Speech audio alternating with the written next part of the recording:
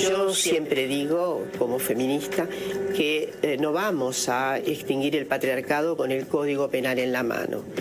Extinguiremos el patriarcado si el Estado se compromete fuertemente, si compromete a la propia sociedad en la sostenibilidad de acciones educativas que erradiquen la violencia simbólica, que erradiquen que las mujeres nacen esencialmente para construirse de determinada manera.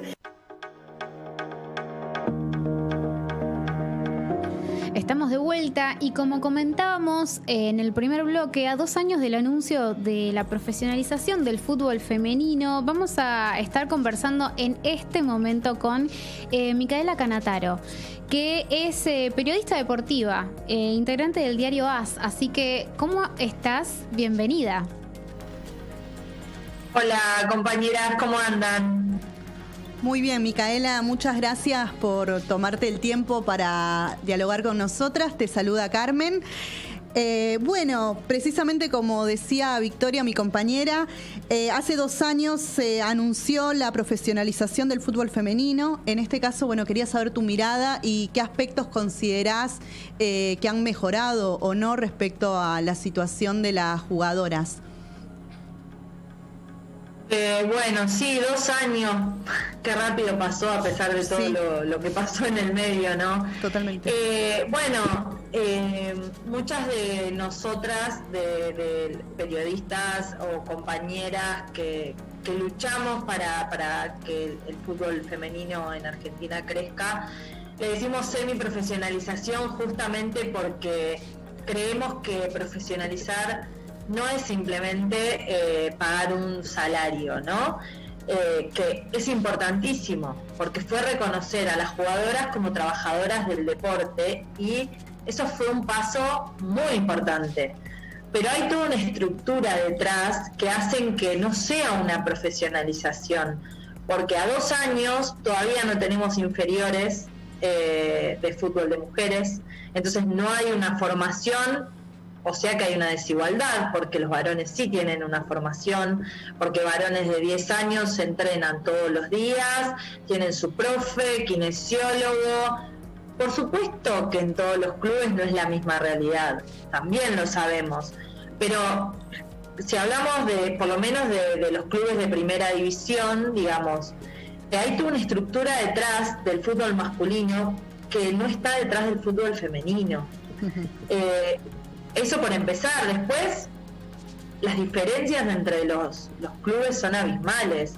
Hay clubes, como podemos ver a Boca de River representando a Argentina en la Copa Libertadores, un orgullo realmente, pero hay clubes con esa realidad, como San Lorenzo, como Racing, clubes que tienen mucho más del mínimo de contratos que pide la AFA, que ofrece otras condiciones, otras herramientas. Me refiero a lo básico, ¿no? Pelotas, conitos, ropa, pero después hay clubes que realmente no están dándole estas herramientas a las futbolistas y las diferencias se ven en la cancha, claro. Con partidos que terminan 10-0 y hay que bancarse a machirulos, decir, pero ven que el fútbol femenino... Claro, pero no se contemplan todas estas diferencias, no se contemplan que realmente las mujeres no tienen inferiores para empezar a trabajar y a empezar a crecer, digamos. Son 10 años de diferencia de formación que los varones le sacan a las mujeres. Entonces sí, claro. Así que creo que todo esto, ¿no? Falta... otro tipo de estructura, desde lo básico, digo, que las futbolistas conozcan sus derechos, que realmente no se vulneren los derechos de las futbolistas como trabajadoras del deporte. Me parece que queda un montón por hacer, pero bueno, son pasos que se van dando hacia adelante y eso está bueno. Claro. Justamente te iba a hacer un comentario sobre lo que vos decías, de los comentarios burlones que muchas veces surgen respecto al desempeño deportivo y cuando se dan estas diferencias, ¿no? Cuando un equipo sobrepasa a otro, como fue el caso de la final de Boca River, que fue 7-0, también, y generó como muchos comentarios de burla, ¿no? Respecto a la diferencia. ¿Querés ampliar un poquito tu mirada sobre ese aspecto? Sí, a ver, hay como distintas situaciones. Hay clubes que tienen solamente 8 contratos, que es el mínimo que impone la AFA para esta semiprofesionalización, y que las jugadoras deciden, por ejemplo, hacer como una especie de cooperativa y repartirse esos sueldos, porque por ahí para los oyentes que escuchan y no saben, digamos, la AFA exige en esta profesionalización una cantidad de contratos mínimos y entrega al club el dinero para que se aseguren esos contratos. Después, si el club quiere sumar contratos, es dinero que pone el club, y ahí es donde se establecen terribles diferencias, porque hay clubes que no tienen la estructura como para bancar eso. Entonces, sí, entre esos equipos que tienen solo 8 contratos, que el Porvenir no tenía una cancha, no tenía pelotas, las jugadoras el año pasado, en pleno torneo, llevaban las pelotas para entrenar en una plaza muchas veces. Entonces, cuando vos pones a competir al Porvenir con Boca, River, San Lorenzo, que son equipos que tienen cancha, muchas veces tienen que pelear para que no las corran de cancha dentro del mismo predio, pero digamos, tienen una cancha dentro de un predio, antes de la pandemia se podía bañar en un vestuario, tenían pelotas. Entonces, pones a competir a un equipo con esa realidad contra un equipo que tiene que juntarse a entrenar en una plaza llevando sus propias pelotas, va a haber diferencias. En el caso de River y Boca, para mí me dolió mucho esa final, porque no creo que haya esa diferencia real entre River y Boca. Es como, voy a decir algo que me va a doler a mí, pero es como Boca el 7-1 a Vélez. Digo, el que ve eso no dice, ay, el fútbol masculino, qué papelón, mirá, 7... Totalmente. ¿Se entiende? O sea, sí. porque sabemos que son partidos que por ahí se dan una vez cada tanto, por un montón de situaciones, pero que si lo volvés a jugar 5 veces, no se va a volver a dar ese resultado. Y yo creo que entre River y Boca no hay una, o por lo menos al momento de la final no había una diferencia tan grande. No sé qué pasó, o sea, sí sé qué pasó, digo, futbolísticamente se puede analizar, pero me parece que no es un resultado que refleje las diferencias reales que hay. Y dolió porque a las que luchamos por la visibilización del fútbol femenino, quedó mucho en esto, ¿no? En esa burla de, pero mirá, hacen 7 goles. Quedó demostrado en la Copa Libertadores que Boca no tiene esa diferencia con todos los equipos. Claro. Entonces, pero bueno, hay que bancarse, lamentablemente. En realidad no nos la bancamos, porque acá estamos las 3 hablando de esto, reflexionando, entonces no nos la vamos a bancar. Pero bueno, van a seguir estando esos comentarios. Micaela, te hago un par de preguntas desde un lugar de desconocimiento total del funcionamiento de un club, ¿no? Vos hablaste de 8 contratos mínimos, pero entiendo que entonces serían 8 jugadoras. Un plantel está compuesto por muchas más. Es decir, el mínimo de jugadoras que puede haber en un plantel no es 8. No, claro. Igualmente, o sea, ahora aumentó ese mínimo, no sé si al 16, pero digamos, hace 2 años, cuando se estableció esta semiprofesionalización, sí, lo que se anunció fue eso. Hay una obligación de pagar 8 contratos, totalmente. Los equipos, el que menos tiene 25 jugadores, en realidad la mayoría tienen 30. Entonces, hay 8 futbolistas que cobran un salario mínimo de futbolista. Yo no sé ahora en cuánto ronda, creo que es un poquito más que el mínimo vital y móvil. Y después, el resto, algunas les dan viáticos los clubes, pero digamos, también es muy difícil cuando vos... La realidad es que tenemos que trabajar para poder comer, para poder dormir en una cama calentita, digo, entonces no es lo mismo una futbolista que se levanta a la mañana, va a entrenarse, vuelve, almuerza, puede dormir una siesta, su cuerpo descansa, que una futbolista que no cobra un salario y que entonces tiene que trabajar un segundo trabajo y entrena, se va al trabajo, vuelve destruida, seguramente estudia, porque la mayoría de las futbolistas estudian porque saben que no van a estar salvadas. Claro. Cuando terminen de jugar no van a tener 5 o 6 propiedades para vivir de rentas, van a tener que laburar para vivir al día, como la mayoría de nosotros. Entonces es un desgaste físico y emocional, que eso también se ve adentro de la cancha.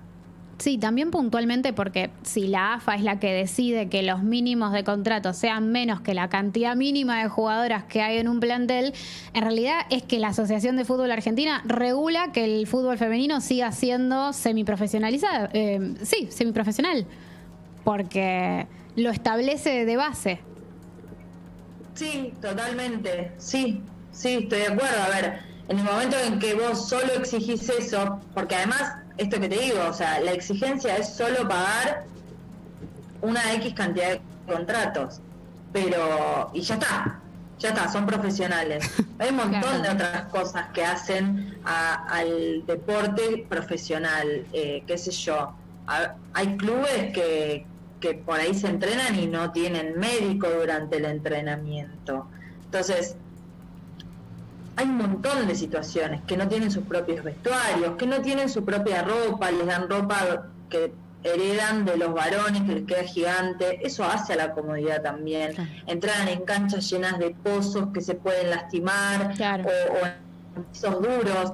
Entonces, hay un montón de cuestiones para analizar. Insisto, está buenísimo que se haya logrado esto, que se logró por la lucha de un montón de mujeres, de las pioneras, de las jugadoras de la selección que hicieron un paro, de Maca Sánchez, que se puso literalmente la 10 para ser la bandera de un reclamo que venía de hace años y que va a seguir, porque estas futbolistas siguen reclamando, se siguen agrupando y manifestando todas estas desigualdades, porque todavía existen. Es una realidad. Incluso ellas, cuando les toca jugar contra un equipo que saben que hay todas esas diferencias, se ve como una situación de mucho cariño en la cancha, no hay una burla, te hago 8 goles y me río en tu cara. Por supuesto que si pueden hacer 10, hacen 10. Pero no hay una cuestión de burla, de lo que vemos mucho por ahí en el masculino, y no digo, insisto, no es en todos los casos, todo. Pero digamos, viste, es distinto lo que se vive en el femenino, que está buenísimo y que ojalá las jugadoras no lo pierdan. Esto de la empatía, de entender que tengo una rival, que vamos a dejar todo en la cancha a las 2, pero que yo capaz dormí 12 horas cómoda en una cama y ella se levantó a las 6 para ir a laburar y vino corriendo a jugar un partido. Creo que eso lo tienen en cuenta las futbolistas. Y después de los partidos charlan y se preguntan cómo están y averiguan si todos cobraron los premios de otros clubes, ¿viste? Esa solidaridad está buenísima. Bien. Micaela, te pregunto en cuanto al tema de la toma de decisiones en los espacios deportivos. Ahora, por ejemplo, Huracán para las próximas elecciones presentó en una de las listas una candidata a una vicepresidenta. ¿Cómo estás viendo esto de los espacios de poder en los clubes deportivos, precisamente de las mujeres? Sí, Vélez también presentó una candidata a presidenta por primera vez en la historia y hay otra agrupación que presenta una a vice. A ver, está clarísimo que las mujeres faltamos en los puestos de toma de decisiones en todos los ámbitos, en todos los rubros. Sí. Y en el fútbol es como el último bastión del machismo, esto no nos lo van a sacar, y entonces vos ves la cúpula de decisiones de la AFA, son todos varones, hay muy poquitas mujeres, no hay cupo, no hay paridad. Y lo mismo pasa en los clubes, y eso se ve reflejado en un montón de decisiones que se toman, por ejemplo, en casos de denuncias de violencia de género, o en cómo comunicar, o en el manejo de, por ejemplo, el equipo femenino.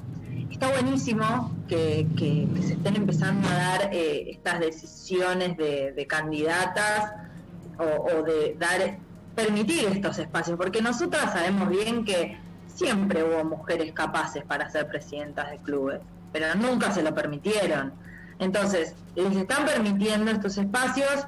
Yo siempre tengo miedo de que después no las dejen laburar, sí. Porque pongo una candidata a presidenta o a vice, pero en mi comisión directiva no voto a favor del cupo femenino o de la paridad de género. Entonces, ¿Cuánto estás a favor de esta paridad? Si me pones una candidata, pero después en tu comisión directiva son todos varones. Me parece como que hay un poco de oportunismo también. No estoy hablando de un caso puntual, sino que digo que siempre justamente insisto mucho en no quedarme con la figura y en analizar todo lo que hay detrás también. Bárbaro, pones una candidata, buenísimo. Yo no te voy a dar mi voto solo porque es mujer. Quiero ver que también haya una coherencia y acciones que acompañen esa decisión, porque insisto, si vos después votás en contra de, por ejemplo, la paridad de género, o votás en contra de tener un protocolo ante la violencia de género en el club, muy feminista no sos, digamos. Entonces, viste, es como analizar, pero creo que faltamos sin dudas en los lugares de toma de decisiones, y está buenísimo que se estén dando estas oportunidades. Ojalá, insisto, si alguna de todas estas mujeres logra llegar a los puestos de poder, que las dejen gobernar.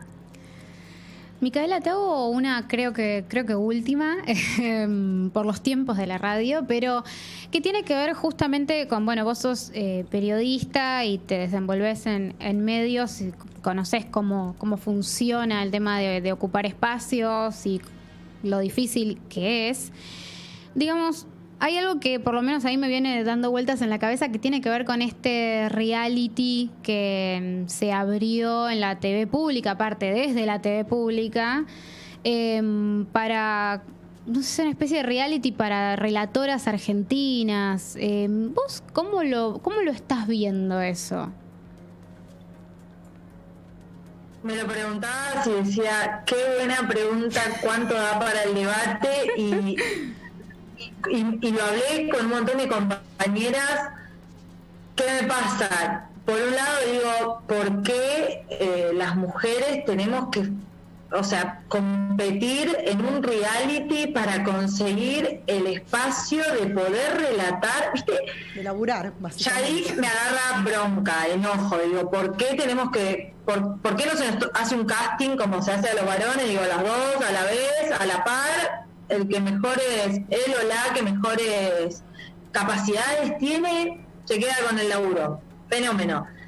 Por otro lado, pienso y digo, bueno, ok, todo lo anterior no existe. No está la posibilidad de que vayamos a un casting y nos tomen porque está a la vista.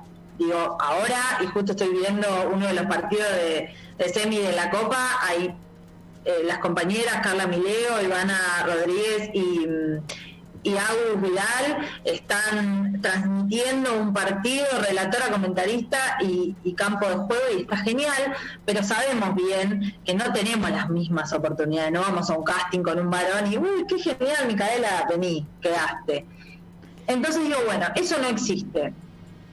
Este reality puede dar la posibilidad de a muchas compañeras que digan, bueno, me puedo mostrar, o a otras que lo vean y digan, che, mirá, las mujeres podemos relatar, porque hay una realidad, y es que a nosotras, yo no sé a ustedes que son más jóvenes, pero digamos, a nosotras de chicas no nos daban la posibilidad de, vos querés ser relatora. Entonces yo por lo menos en mi vida la contemplé, ni la de ser futbolista tampoco, y no porque mi vieja haya sido una machista, pero digamos, somos todos hijos del mismo mundo y sistema patriarcal, entonces las opciones cuáles eran, la muñeca, la cocina, pero por una cuestión hasta de naturalizarlo completamente. Entonces creo que yo en su momento yo miraba, no sé, Popstar, los reality de canto, yo quería cantar, bailar, me maquillaba toda. Capaz si hubiera visto un reality de relatora decía, quiero ser relatora. Tengo mucha contradicción, no respondí nada porque dije una cosa y después dije otra, pero lo que me pasa es justamente eso. Me da bronca que tenga que ser así, no me gusta, y por otro lado pienso y digo, y si es la manera de que muchas pibas se animen y se den cuenta de que pueden hacer eso también, que es una opción para nosotras, y muchas compañeras que la vienen peleando desde lo profundo, que relatan por streaming, como Melu Kaller, por ejemplo, que relatan Vamos las Pibas, que armó una transmisión de cero. Bueno, si un montón de esas compañeras tienen la posibilidad de mostrarse, no sé, me pasa eso, no sé todavía. Veremos también desde qué lugar se aborda, si es, si se banaliza o si realmente se aborda desde otro lugar. Creo que eso también va a ser importante. Sí. Hablamos más adelante y capaz estamos las tres re calientes. Démosle una oportunidad al menos. Sí, Micaela, una genia, la verdad, gracias por todo el tiempo que nos prestaste, y sí, espero que podamos hablar más adelante de muchas más cosas. Se nos fue el tiempo, pero bueno, te agradecemos mucho acá, Carmen y yo, Vicky. Carmen y Vicky, gracias a ustedes. Vos si me dejas hablar, yo te charlo, me olvido que estamos en un programa. Así que nada, gracias compañeras, buenísimo este espacio que pelean y que tienen, así que nada, cuando quieran a disposición. Gracias. Una genia. Micaela Canataro, van a poder encontrar esta entrevista después en todas las redes sociales y en nuestro canal de YouTube. Una genia total, así que bueno, creo que nos vamos a escuchar música así como con energía y con buena selección onda musical de Sí. San Patricio. Nos vamos a escuchar Zombie de The Cranberries. Ah, Es inglés. Wow.